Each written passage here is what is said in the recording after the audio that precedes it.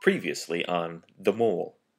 The key to open the box is in one of these three boxes. However, you only can open one of them.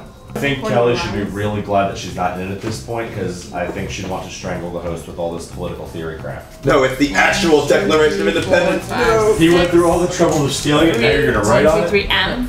So, you guys got $90 for that. Wow. Nice done. Good job. However, if Drew finishes before anybody gets there and halves him, he gets them back. Who's in the final three? Drew's in the final three. Listen to these guys. Okay. Or with Simon? With Simon? Oh god. Lisa is Simon. holding Simon. That is the scariest frickin' picture I've ever seen. He's like, why are the people being nice to him?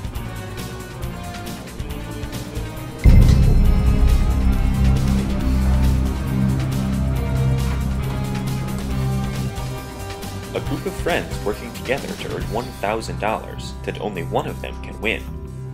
But one of the players is a mole, a double agent working against the rest of the team. In the end, the money can only go to one player, the one that figures out who is the mole.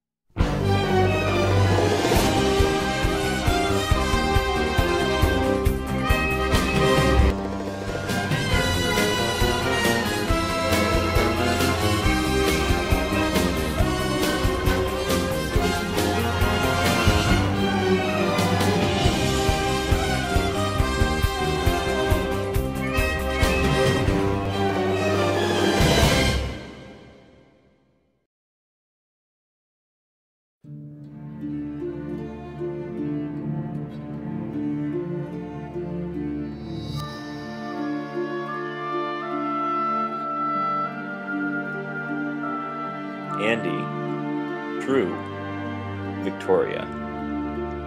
Where 10 players began, only 3 remain. 2 enter the final round with the same question. Am I on the right track?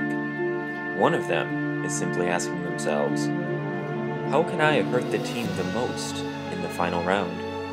Time for the first challenge of the final round. I'm giving each of you a questionnaire with the following instructions. Each player is given a questionnaire consisting of 10 moral, ethical, and situational questions. They must choose from a list of 3 options what path they would take in a given situation. For example, one question states, your mother sends you to the farmer's market to buy some vegetables. On your way home, you see that you are given too much change. Do you A. return to the store and give the shopkeeper back his money? B. Use the money to buy more food for your family? Or C. Pocket the money, figuring that you are probably overcharged anyway? This, the way this looks like it's going to work is we're going to have to figure out what the other person would do in that scenario. Right. So he you- has lots of ratings, this and now one question, of us is going to be one. This. That's So it's not based Very off of what the hidden person thinks either of us would do, it's what we think they would do. Drew is the first player hidden. If Andy and Victoria can find him, they will earn $15 for the pot. I'm going to ask you 2 questions. Based on the answer for each of the questions, we're going to pick one way to get back into the building. For the first question, Drew answered this A, B, or C. On a clear day, you happen upon a strange animal, its leg trapped in a hunter's trap. Judging from its bleeding, it will not survive long. Do you A, draw your knife and mercifully end its life? B, use some herbs and put the animal to sleep to allow it to pass away peacefully? Or C, do nothing, allowing nature to take its course? What do you think Drew answered? I can see him answering A. Yeah. I don't think he would walk away from it because he would feel bad for it. Right. But herbs is not his thing. I agree. You're right. Where's the killing? We're going with A. You guys going with A? Okay, we're going to the north entrance. The second question, our answer will determine what floor we go to, and whether or not we find Drew. The question is, you see a thief steal a wallet. While the police are close behind him, the thief throws the wallet away and it lands at your feet. Nobody seems to notice the wallet at your feet. Do you A, pick up the wallet and return it to the police. B, leave the wallet where it landed, figuring that it's best not to get involved. Or C, pocket the wallet, knowing that it will probably be blamed for the loss. Just had his wallet stolen. Give it to turn it in, or? Can't see him stealing money from someone. I mean, I can't see him leaving anything anywhere. I mean, that other reason, I can see leaving it or turning it in. I mean, it's kind of an interpretive question. Because we're on the police and everything. You sure? Yeah, things are working. If there's no chance of the police thinking it was him that stole it, I think he would turn it in. Return it in. What about that? Okay, you're going with me, pick up the wallet and return it to the police? Okay, in that case, we're going to the second floor. You answered both questions correct. Drew was right around that corner. I don't see any fat shadows. I really wonder what he did. Damn. I really wonder. Alright, let's go find He stole the money, didn't he?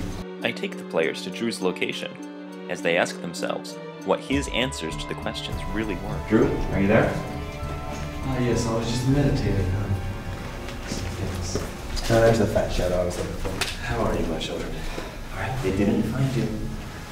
How did I get wrong? You got at least one question wrong. Question 1, about the strange animal in the trap. Do you draw your knife and end it? Do you use some herbs and let it put it to sleep? Or do you do nothing? I believe I used some herbs and put it to sleep. Just thoroughly You're a convinced you sweetheart. would use your knife. We just assumed that. I lost my knife, remember? I didn't think you'd think of that. I thought you'd think. Yeah, you're gonna buy a new one. Yeah, I thought you would not. That's just the way I thought. And for the second one, if he steals a wallet and lands at your feet, nobody notices it's there.